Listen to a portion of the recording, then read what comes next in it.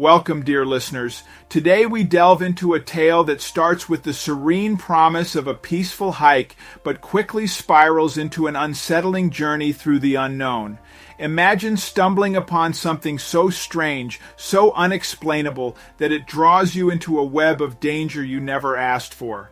Stay with us as we follow Avery's chilling encounter deep within the forest, a story that will leave you questioning what truly lies hidden in the shadows. It was supposed to be a quiet hike, but it would turn out to be one of the scariest days of Avery's life. It all started when she stumbled upon a strange human-like face in one of the trees, and it would end with the poor woman calling 911, fearing for her life. This was not supposed to happen today, not ever. But Avery had accidentally got herself involved in something she had no way out of. After Avery's 911 call, police from multiple different counties started flooding into the forest. Avery knew that she was witnessing something very strange, but she did not know that the police were going to take this seriously. She quickly met up with the officer, and they guided her to a car that took her back to the station. Here, Avery had to wait a long time for an explanation. As she saw hooded figure after hooded figure being brought into the station and getting locked up in the now overflowing cell, she knew that these people came from the forest. But why were the police arresting them? Then an officer took her apart and told her everything. Avery could not believe it. Where did these faces come from? Why were the police out in such force? And who were these hooded figures? But before we start, smash the like button and make sure to subscribe if you haven't, and hit that notification bell so that you won't miss any new stories. Avery had been completely stopped in her tracks when she passed this very strange-looking tree. She had never seen anything like this before in all her years of hiking in the forest. What made it even stranger was that she had been traversing a path that she had walked dozens of times before. How had she not noticed this before? Avery did not even really know what she was looking at. When she got closer, she determined that it looked like some sort of face. But as Avery was trying to inspect the face in the tree a little more closely, she was suddenly startled by a sound, a voice even. "Why are you here?" Avery thought for a second that it was the face in the tree talking to her, but when she looked past the tree, she was startled upon seeing three hooded individuals with their faces covered. "You cannot be here. She knows too much. Get her." Avery was frozen in fear and shocked by what these figures were saying to her. She jumped up and started to run away as fast as she could. The hooded figures chased her, but she was quickly leaving them in their dust until they had completely disappeared from sight. She settled on a rather large and strong tree. She could easily climb this and hide between the leaves completely out of sight. But right before she was about to climb up, she saw the base of the tree and immediately noticed it. There was a very similar face carved into the tree here.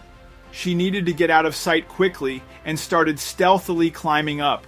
She was right on time, as when she had gotten high enough up, she could see the hooded figures approaching again. Avery hoped that they would just pass her tree and continue moving. But of course they stopped right below her. They did not speak at first. They all faced the tree and then knelt down in front of it. Avery could not quite hear what they were saying, but it sounded like they were praying. The hooded figures had no intention of leaving. In fact, Avery could hear one of them make a call, and he was telling the person he spoke to that they needed to come here quickly. To Avery's horror, it did not take long for a lot more hooded figures to arrive. She counted at least 10 that arrived in a group, all wearing the same hoods, except for one. There was one figure who stood out from the rest. He was walking in between all the other hooded figures. When they arrived at the tree, he immediately took the center while all the other hooded figures surrounded him. He put both his hands on the tree and spoke some words in a language that Avery could not understand. Avery's heart pounded in her chest as she leaped from branch to branch, the dense forest canopy aiding her escape from the mysterious hooded figures below. In the heart of the forest, Avery found a hollowed-out tree, its dark interior offering a temporary refuge. She squeezed into the cramped space, her breath shallow and silent. As Avery shifted her position within the tree, a brittle branch gave way under her, sending her tumbling to the ground with a stifled gasp. Perched high in the foliage, Avery's eyes were fixed on a clearing where the hooded figures gathered, their movements synchronized in a chilling, ritualistic dance.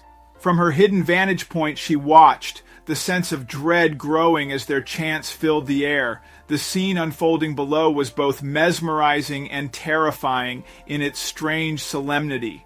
A sudden rustle alerted Avery to a hooded figure mere steps away from her hiding spot, his searching gaze sweeping the forest. Heart in her throat, Avery retreated further into the underbrush, each careful step a silent prayer to remain unseen. Peering through the undergrowth, she witnessed a group of hooded figures gathered in a circle, their voices rising and falling in an eerie, hypnotic rhythm that suggested the onset of some unnerving ritual. The path, barely visible under the thick underbrush, hinted at previous human presence, a forgotten route that might hold secrets to the forest's mysteries, or perhaps a way out of this nightmare. In a moment of desperation, Avery frantically gathered dry leaves and sticks, striking her last match to ignite a makeshift torch. The small, flickering flame seemed like a beacon of hope, its light piercing the dense canopy above, a desperate signal for rescue in the engulfing darkness of the forest. However, the glowing torch did more than cut through the darkness. It caught the attention of a solitary hooded figure.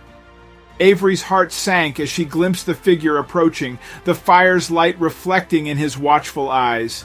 With no time to lose, she doused the flame and darted away, her signal of hope turning into a trigger for a perilous chase.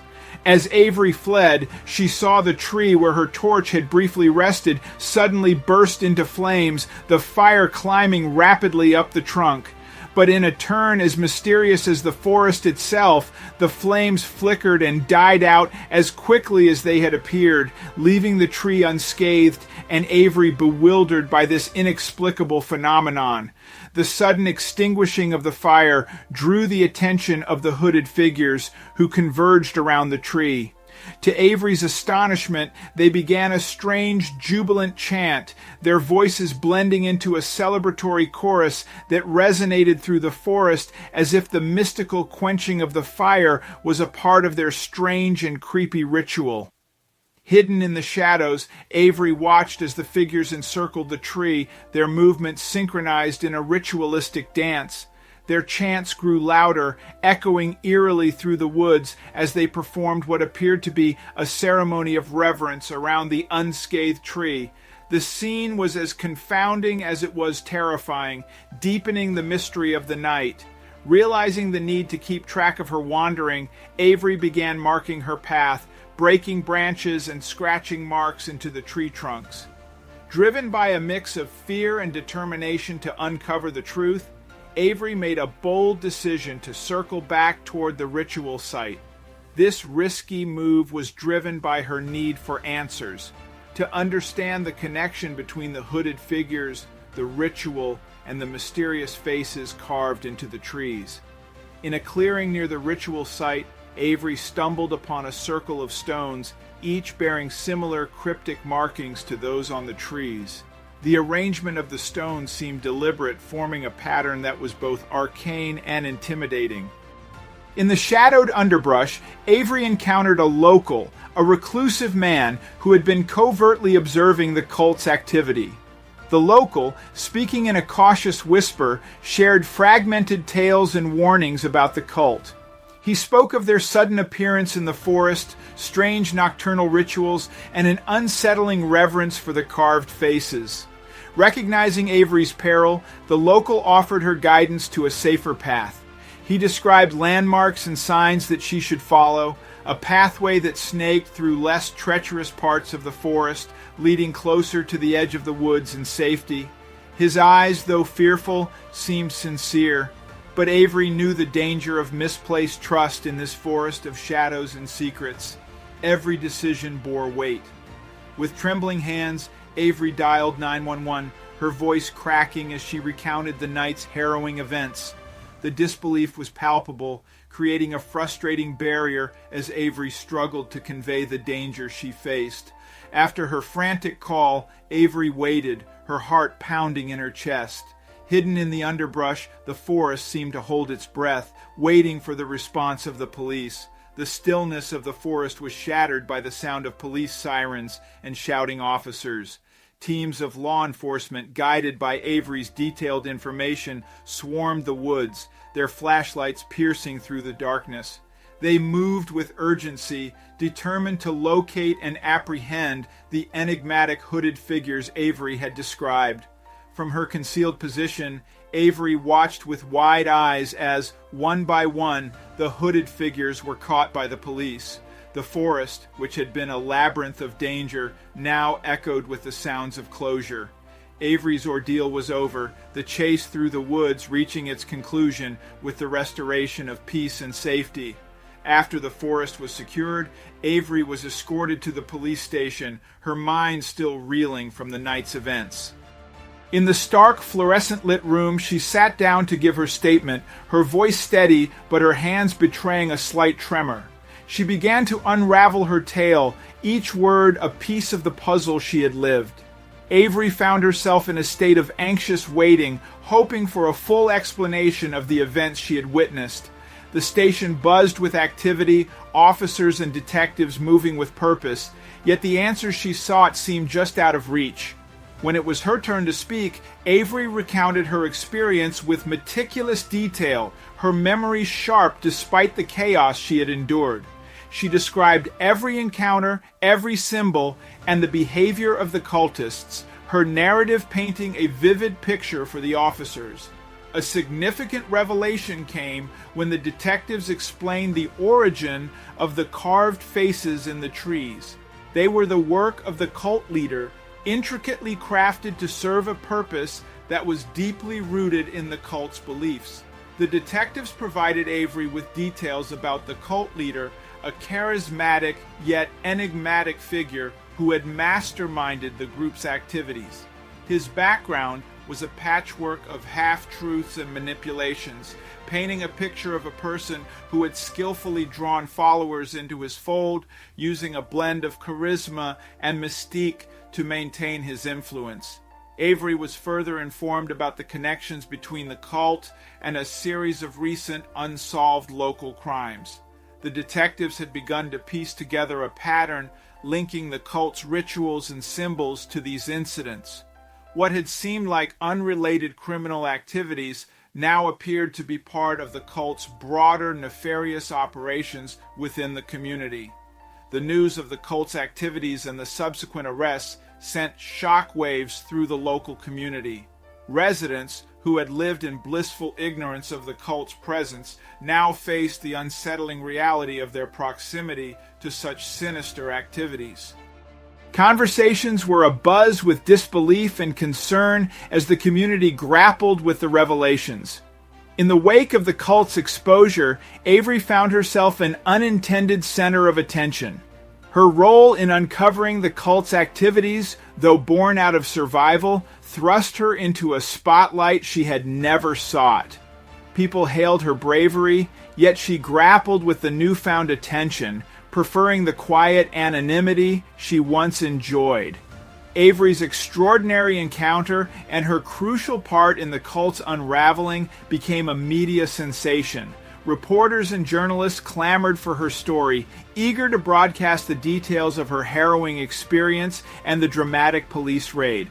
The forest, once a place of tranquility, now stood as the backdrop to a tale that captured widespread attention. In quieter moments, Avery reflected on the surreal journey she had embarked on. What began as a simple hike had morphed into an ordeal that altered the fabric of her life. She pondered her unexpected role in the cult's exposure, her actions driven by instinct and courage. It was a role she had never envisioned for herself, yet one that had changed her indelibly.